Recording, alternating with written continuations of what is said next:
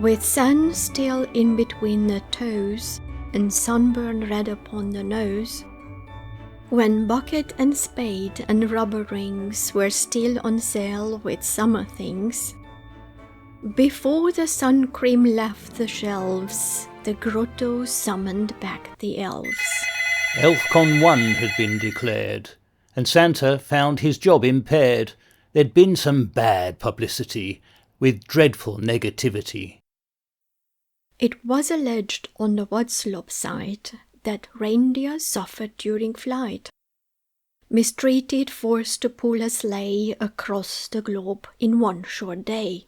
This shock report did not take long for journalist and vlogger throng to hype it up the headline tree with tinselled star for all to see. Complaints and remonstrations grew till Santa knew not what to do. Caught well and truly on the hop, all toy-making was forced to stop.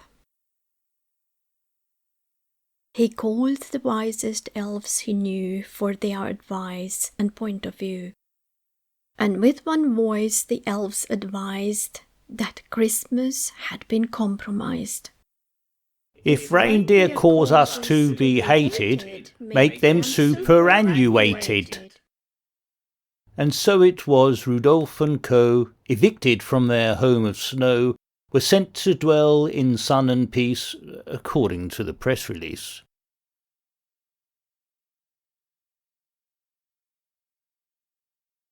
Then one bright spark did wonder how the gifts would be delivered now. Please don't despair, another said. I've got a cunning plan instead. That elf stepped forth from out the crowd, a genius, inventor proud.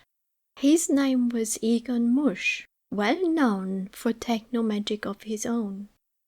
He laid some blueprints on the ground and everybody gathered round. To their surprise, he'd found a way to soup up Santa's dearless sleigh. He'd used a method yet unknown to turn the sleigh into a drone, with Mesler motors left and right, and one behind to boost the flight. This would guarantee the speed for Santa's mission to succeed.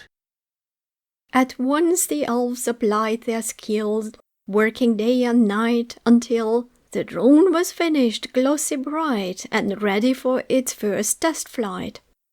Egon flushed and beamed with pride and boasted how he had applied the latest AI sciences to build his drone's appliances. Fully briefed, Santa prepared to see how this new vehicle fared. He lifted off and did some laps, calibrating all the apps. The sleigh excelled at every test, so Santa thought it would be best, if more than just a little fun, to take it for a full dry run. The throttle pushed, the sleigh began to trace the route it always ran on Christmas Eve from roof to roof, but this time absent reindeer hoof. On and further Santa went, progressing without incident. But somewhere south an Air Force base saw something enter its airspace. At once a fighter jet assigned came rocket fast to buzz behind. With warheads armed and missiles locked, all chances for escape were blocked. But to the Air Force pilot's eye, something seemed to be awry. He drew alongside the strange craft and thought he must be going daft. For he observed upon a sled a bearded chap all dressed in red.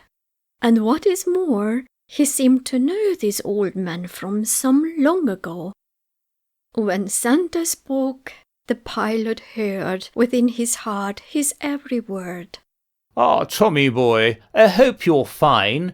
Remember how, when you were 9, your Christmas wish was for a kite, so you could touch the sky in flight?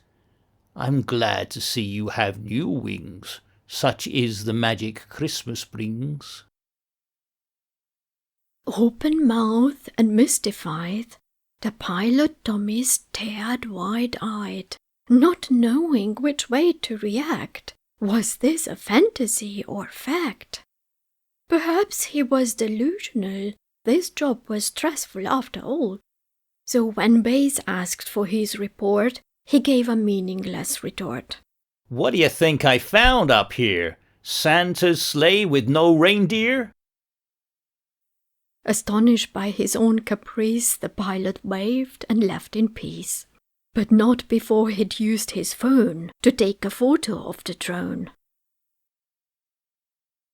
When safely down on polar ice, not wanting to be imprecise, Santa told the waiting crowd that Egon Mush should be quite proud. The sleigh flew far and fast and true, did all it was supposed to do. Egon's breast swelled fit to burst, another brilliant miss the first.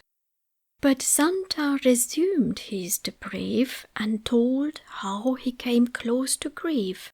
The sleigh in one aspect had failed, at which Egon's complexion paled. The Mesla motors could be seen, detected on a radar screen. The elves all gasped and gulped with shock, and Egon's knees began to knock. They'd heard news on the BBC that drones in the vicinity of major airports grounded flights and closed the runways. Which, by rights, meant Santa was responsible for something quite unconscionable. Travel cancelled or trips delayed and people caused to be afraid. The last thing Santa Claus could face was yet more scandal and disgrace.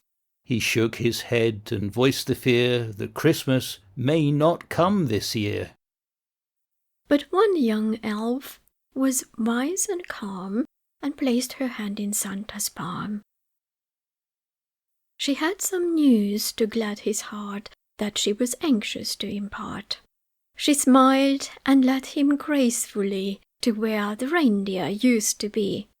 Instead of finding stable bare, his favourite reindeer frolicked there. It seems they soon got bored with sun, their Christmas duties left undone, they missed excitement and the call to manifest goodwill to all.